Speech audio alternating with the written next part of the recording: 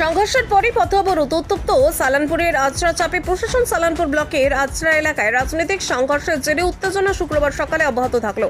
বৃহস্পতিবার গভীর রাতে তৃণমূল ও বিজেপি কর্মী সমর্থকদের সংঘর্ষে একাধিক ব্যক্তি আহত হওয়ার ঘটনার কয়েক ঘন্টার মধ্যেই টায়ার জ্বালিয়ে রাস্তা অবরোধ করে গ্রামবাসীদের একাংশ।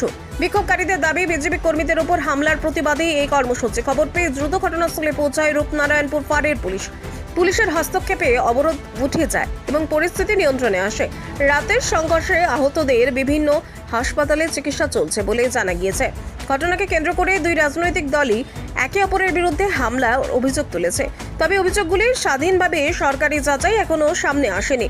পরপর সংঘর্ষ ও পথ অবরোধের এলাকায় রাজনৈতিক উত্তেজনা আরও বেড়েছে বলে মনে করছেন স্থানীয়রা। এখন নজর পুলিশের তদন্তে।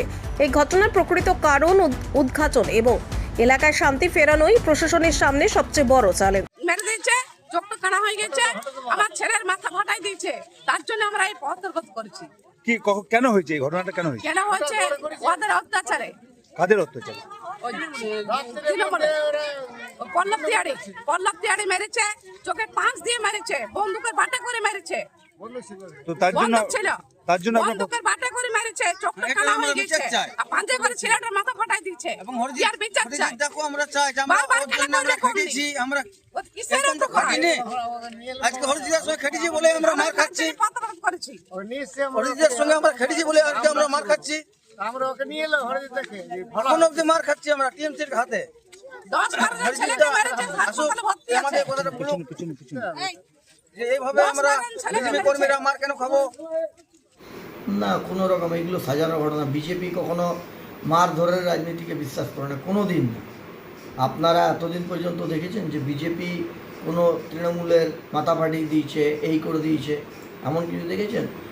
এইখানে কিছুদিন আগে বড় বড় দুজন কালপিটসকে, বিজেপির বড় বড় দুজন মাফিয়াকে ধরা হলো, 1,500 লোকের সামনে দিয়ে পার করা হলো।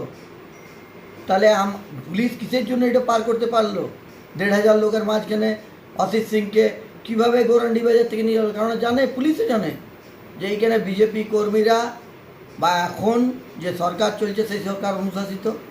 কোনো রকম সেখানে যেহেতু রিকনস্ট্রাকশনের জন্য নিয়ে যাওয়া হয়েছিল, কিন্তু পুলিশ জানে যে কিছু হবে না, কারণ আমরা অনুশাসিত, আমরা শৃঙ্খলাপরায়ণ দল।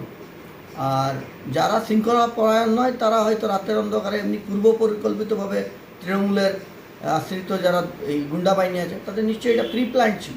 কেননা তাছাড়া এতজনকে কেমন করে মারতে পারবে? এতজনকে কেমন করে এতটা রক্তের হোলি খেলা হয়ে গেল?